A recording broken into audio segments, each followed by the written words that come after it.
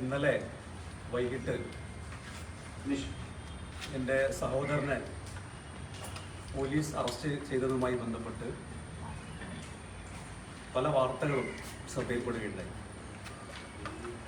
പല മാധ്യമപ്രവർത്തകരും അത് സംബന്ധിച്ച് പ്രതികരണം ചോദിച്ചതിൻ്റെ അടിസ്ഥാനത്തിലാണ് ഇന്നിങ്ങനെ മാധ്യമപ്രവർത്തകരെ കണ്ട് അതിനകത്ത് എൻ്റെ ഒരു നിലപാട് വ്യക്തമാക്കാം എന്ന് വിചാരിച്ചത്. ഒന്നാമത്തെ കാര്യം, എൻ്റെ സഹോദരനെതിരെ ചുമത്തിയിട്ടുള്ള കുറ്റം BNS-ലെ 2 വകുപ്പുകളാണ്. 132, 121(1).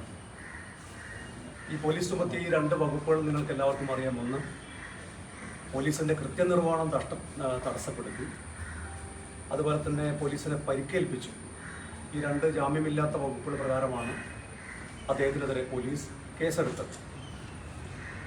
അപ്പോൾ അദ്ദേഹം ചെയ്തൊരു ക്രൈമിന് അദ്ദേഹത്തിൻ്റെ സഹോദരൻ എന്ന നിലക്ക് എനിക്കെതിരെ വ്യാപകമായി രംഗത്ത് വരുന്ന ഒരു കാഴ്ചയാണ് ഇന്ന് നമ്മൾ കണ്ടുകൊണ്ടിരിക്കുന്നത്.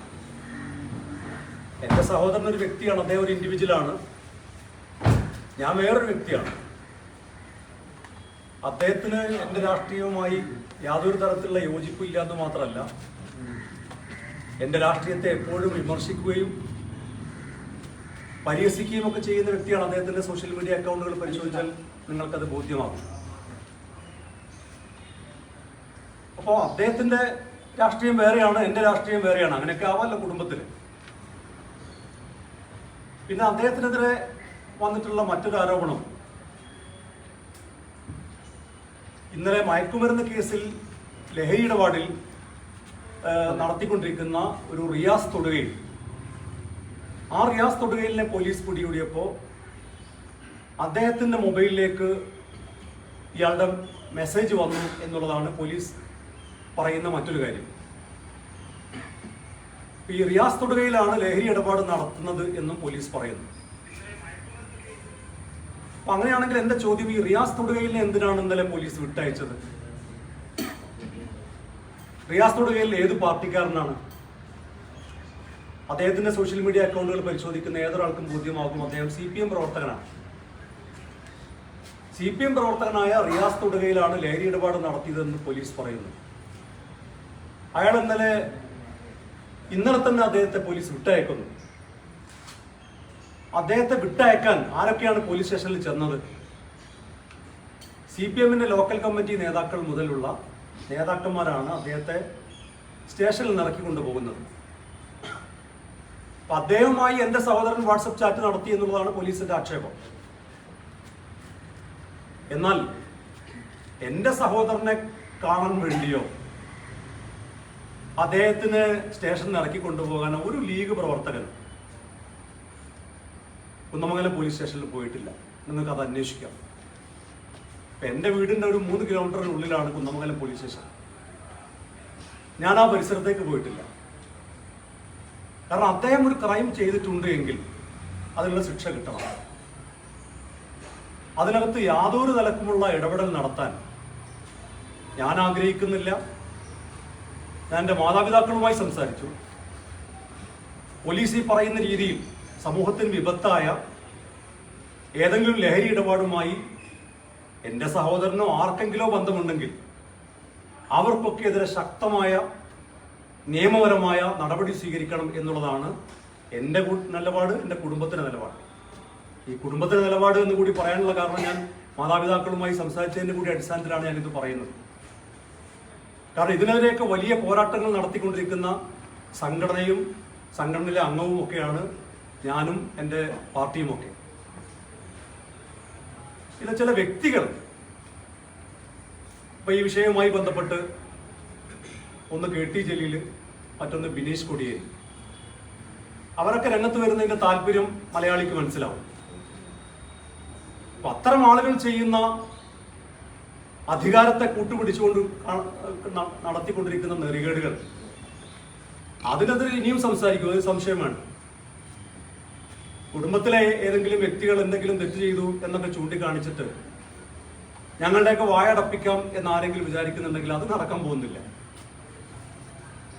അധികാരവർഗം അധികാരം ഉപയോഗിച്ചുകൊണ്ട് കഴിഞ്ഞ കാലങ്ങളിൽ നടത്തിയ ചൂഷണങ്ങളും അതുപോലെ തന്നെ കൊള്ളരുതായ്മകളും അഴിമതികളും ഒക്കെ ഉണ്ടായപ്പോൾ അതിനെതിരെ ശക്തമായ നിലപാട് സ്വീകരിക്കുക എന്നുള്ളത് ഒരു പ്രതിപക്ഷ സംഘടന എന്നുള്ള ആൾക്ക് ഞങ്ങളുടെയൊക്കെ ഉത്തരവാദിത്തമാണ്. ആ ഉത്തരവാദിത്തം നിറവേറ്റിയിട്ടുണ്ട്. അത് ഇനിയും ചെയ്യും എന്ന കാര്യത്തിൽ യാതൊരു സംശയവുമില്ല. ഇക്കാര്യത്തിൽ എൻ്റെ സഹോദരനുമായി ബന്ധപ്പെട്ട് പോലീസ് നിഷ്പക്ഷമായ അന്വേഷണം നടത്തട്ടെ. അതിനകത്ത് അദ്ദേഹം കുറ്റക്കാരനാണെങ്കിൽ മാതൃകാപരമായ ശിക്ഷ കൊടുക്കട്ടെ. അതിനകത്ത് രാഷ്ട്രീയപരമായ വ്യക്തിപരമായോ യാതൊരു തരത്തിലുമുള്ള ഇടപെടൽ നടത്തില്ല എന്നുള്ളതാണ് അതുമായി ബന്ധപ്പെട്ട് എനിക്ക് അറിയിക്കാനുള്ളത്. പക്ഷെ ഒരു വ്യക്തിയാണ്, സഹോദരൻ വ്യക്തിയാണ് അന്ന് താങ്കൾ പറഞ്ഞു. പക്ഷെ മറ്റു കേസുകളിൽ വരുമ്പോൾ താങ്കളുടെ നിലപാട് അതൊക്കെയാണ് സോഷ്യൽ മീഡിയയിലൂടെ ചർച്ചയാവുന്നത്. താങ്കൾ ഉൾപ്പെടെ പറയുന്നത് രാഷ്ട്രീയക്കാരുടെ മക്കളോ അല്ലെങ്കിൽ ബന്ധുക്കളോ ഏതെങ്കിലും കേസുകളിൽ പെട്ട രാജിവെക്കുന്ന ആവശ്യം താങ്കൾ ഉൾപ്പെടെ ഉന്നയിച്ചിട്ടുണ്ട്. അപ്പൊ ഈ വിഷയത്തിൽ മാത്രമേ വ്യക്തിയാവുന്നതുകൊണ്ടാണ് അങ്ങനെ ഉന്നയിച്ചിട്ടുണ്ടോ? നിങ്ങൾക്ക് അത് ചൂണ്ടിക്കാണിച്ചു തരാൻ കഴിയുമോ? ഇഷ്ടംപോലെ കേസുകൾ ബിനീഷ് കോടിയേരി ഉൾപ്പെടെ എന്ന് പറഞ്ഞത്. ബിനീഷ് കോടിയേരിയുടെ കാര്യത്തിൽ, ബിനീഷ് കോടിയേരിയുടെ വിഷയത്തിൽ ഞാൻ എന്താണ് പറഞ്ഞത്? നിങ്ങളുടെ ആർക്കൈവ്സിൽ ഉണ്ടാവുമല്ലോ. അതിനകത്ത് ബിനീഷ് കോടിയേരി ചെയ്ത തെറ്റിന് അദ്ദേഹത്തിന്റെ പിതാവ് രാജിവെക്കണം എന്നൊരാവശ്യം ഞാൻ ഉന്നയിച്ചതായി നിങ്ങൾക്ക് കാണിച്ചു തരാൻ കഴിയും. അപ്പൊ പ്രസ്ഥാനം ആര് പറഞ്ഞു? ആരെങ്കിലും ചൂണ്ടിക്കാണിച്ചോ? എന്റെ പാർട്ടിയിൽ ആരെങ്കിലും പറഞ്ഞു മകൻ ചെയ്ത തെറ്റിന് അച്ഛൻ?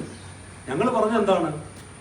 അതിനകത്ത് അന്വേഷണം നടക്കണം. കാരണം മയക്കുമരുന്ന് ഇടപാട് നടത്തിക്കൊണ്ടിരിക്കുന്ന ഒരാളുമായി വലിയ സാമ്പത്തിക ഇടപാട്, ഈ ആരോപണം വന്ന സമയത്ത് അദ്ദേഹം പറഞ്ഞത് 6 ലക്ഷം രൂപയുടെ ഇടപാട് നടത്തിയെന്നാണ്.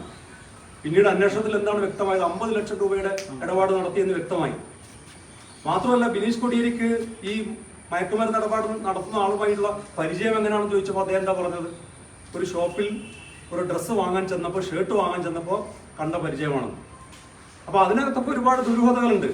അപ്പൊ അധികാരത്തിലിരിക്കുന്ന ഒരു പാർട്ടി, ആ പാർട്ടിയുടെ ഭാഗമായി നിൽക്കുന്ന ഒരാള്, അങ്ങനെയുള്ളൊരു വ്യക്തി ഇത്തരമൊരു ആരോപണത്തിൽ നിൽക്കുമ്പോൾ അതിനകത്ത് അന്വേഷണം നടത്തേണ്ടത് ന്യായമായ കാര്യമാണ്. എന്താ സംശയം? അതുപോലെയാണോ എൻ്റെ സഹോദരൻ? ഞാൻ ഒന്ന് അധികാരത്തിന്റെ ഭാഗമായി നിൽക്കുന്ന ഒരാളല്ല, ഞാനൊരു ജനപ്രതിനിധിയല്ല, ഒരു അധികാരത്തിന്റെ ഭാഗമായി നിൽക്കുന്ന ഒരു വ്യക്തിയല്ല. ഏതെങ്കിലും നിലക്ക് അദ്ദേഹത്തെ സഹായിക്കാൻ എനിക്ക് കഴിയില്ല. ഇനി കഴിയുമെങ്കിൽ യൂത്ത് ലീഗിന്റെ സംസ്ഥാന ജനറൽ സെക്രട്ടറി എന്നൊക്കെ ഉള്ള പദവി ഉപയോഗിച്ച് സഹായിക്കാൻ ഉദ്ദേശിക്കുന്നില്ല എന്ന കാര്യമാണ് പരസ്യമായി ഇവിടെ വ്യക്തമാക്കുന്നത്. നിങ്ങൾക്ക് പോലീസ് സ്റ്റേഷനിൽ ബന്ധപ്പെടാം, പോലീസുമായി ബന്ധപ്പെടാം.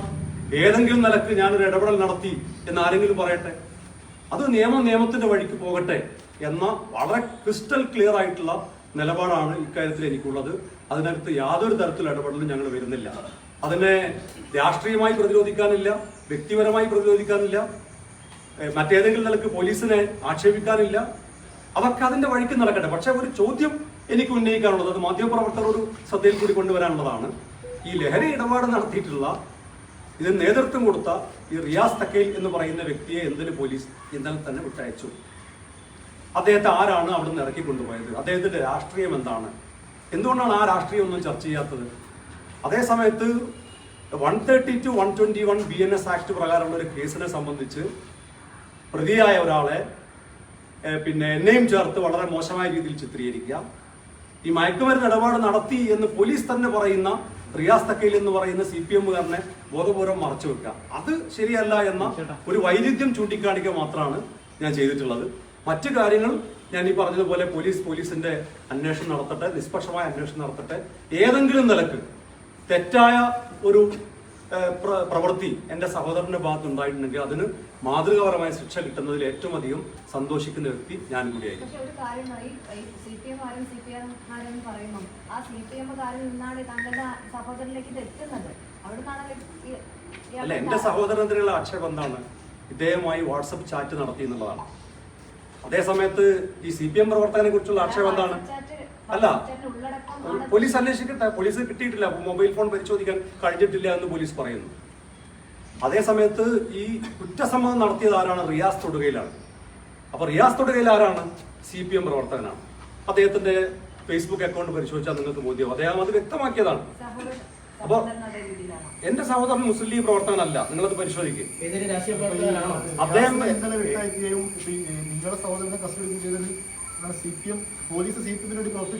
അങ്ങനെയൊന്നും ഞാൻ നിങ്ങളോട് പറയുന്നില്ല. നിങ്ങളോട് ഞാൻ പറഞ്ഞ ഒറ്റ കാര്യമുള്ളൂ, ഈ റിയാസ് തൊടുകയിൽ എന്ന് പറയുന്ന വ്യക്തിയാണ് ലഹരി ഇടപാട് നടത്തിയതെന്ന് പോലീസ് പറയുന്നു. അത് FIR തന്നെ പോലീസ് പറയുന്നു. ആ റിയാസ് തക്കയിലെ ഇന്നലെ തന്നെ പോലീസ് വിട്ടയച്ചു. അദ്ദേഹം CPM പ്രവർത്തകനാണ്. അത് അദ്ദേഹത്തിന്റെ ഫേസ്ബുക്ക് അക്കൗണ്ടിലൂടെ അദ്ദേഹം വ്യക്തമായി ജനങ്ങളുടെ മുമ്പിൽ കാണിച്ചൊരു കാര്യമാണ്. അദ്ദേഹത്തെ പോലീസ് സ്റ്റേഷനിൽ നിന്ന് കൊണ്ടുപോയത് CCTV ദൃശ്യങ്ങൾ പരിശോധിച്ചാൽ ബോധ്യമാകും.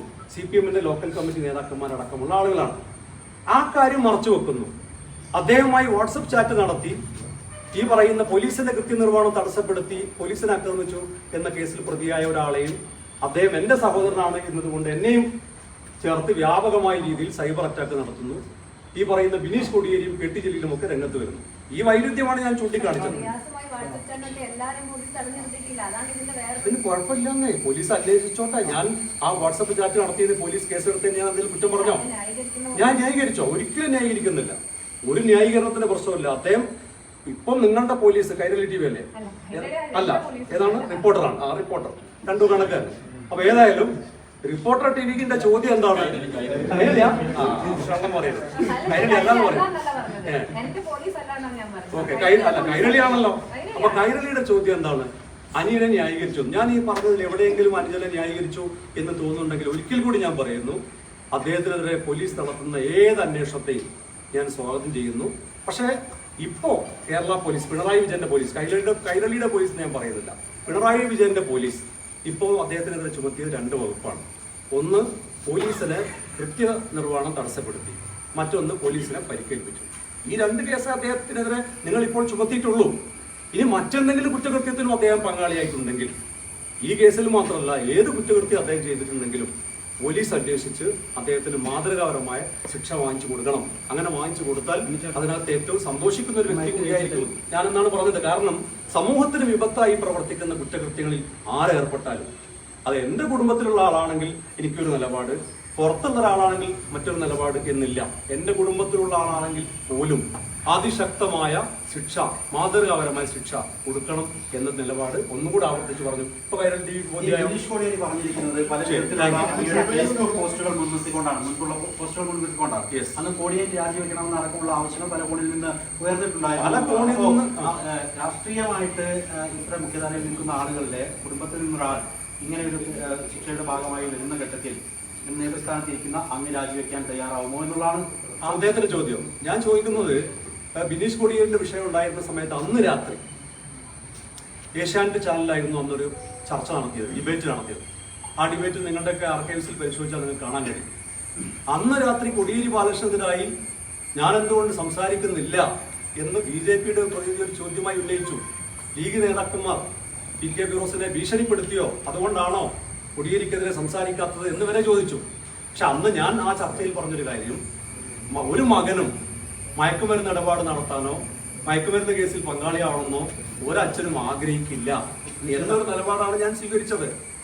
അതിന്റെ പേരിൽ ആ പിതാവിനെ ഒരു നിലക്കും കുറ്റപ്പെടുത്താൻ തയ്യാറായിട്ടില്ല. അതേ സമയത്ത് ഭരണത്തിലിരുന്നുകൊണ്ട്, അധികാരത്തിലിരുന്നുകൊണ്ട് അതിന്റെ ഭാഗമായി നിൽക്കുന്ന ഒരാൾ കേസിൽ നിന്ന് രക്ഷപ്പെടുമോ എന്ന ആശങ്ക പങ്കുവച്ചിട്ടുണ്ട്. കാരണം എന്താണ്? അവർ അധികാരത്തിലിരിക്കുന്ന പാർട്ടിയാണെന്ന് മാത്രമല്ല, ബിനീഷ് കൊടിയേരി അതിന്റെ ഭാഗമായി നിൽക്കുന്ന ആൾ കൂടിയാണ്. അതുകൊണ്ട് തന്നെ സ്വാഭാവികമായും അത്തരം ഒരു സംശയം ഉന്നയിക്കുന്നതിൽ ഒരു തെറ്റുമില്ല. അത് ഇനി ഉണ്ടായാൽ ഇനിയും അത് ആവർത്തിക്കും, ഒരു സംശയം വേണ്ട. അതുപോലെയാണോ ഇക്കാര്യത്തിൽ എന്നാണ് എന്റെ ചോദ്യം. ഞാൻ രാജിവെക്കേണ്ടത് എന്തിനാണ്? ഈ പദവി ഉപയോഗിച്ച് ഏതെങ്കിലും നിലക്ക് അദ്ദേഹത്തിനെതിരായിട്ട് അല്ല അദ്ദേഹത്തിന് അനുകൂലമായ ഒരു നിലപാട് ഞാൻ സ്വീകരിക്കും എന്ന ഭയം ആർക്കെങ്കിലും ഉണ്ടെങ്കിലാണ്. ഇപ്പൊ പദവി രാജിവെക്കണം, മന്ത്രിസ്ഥാനം രാജിവെക്കണം എന്നൊക്കെ ആളുകൾ പറയുന്നത് എന്തുകൊണ്ടാണ്? ആ മന്ത്രിസ്ഥാനത്ത് ഇരുന്നുകൊണ്ട് അധികാര ദുർവിനിയോഗം ചെയ്ത് അയാളെ സംരക്ഷിക്കുമോ എന്നുള്ളത് കൊണ്ടാണ്, സംശയമുള്ളത് കൊണ്ടാണ് ആ പദവി രാജിവെക്കണം എന്ന് പറയുന്നത്. ഞാൻ പ്രതിപക്ഷത്തിൽ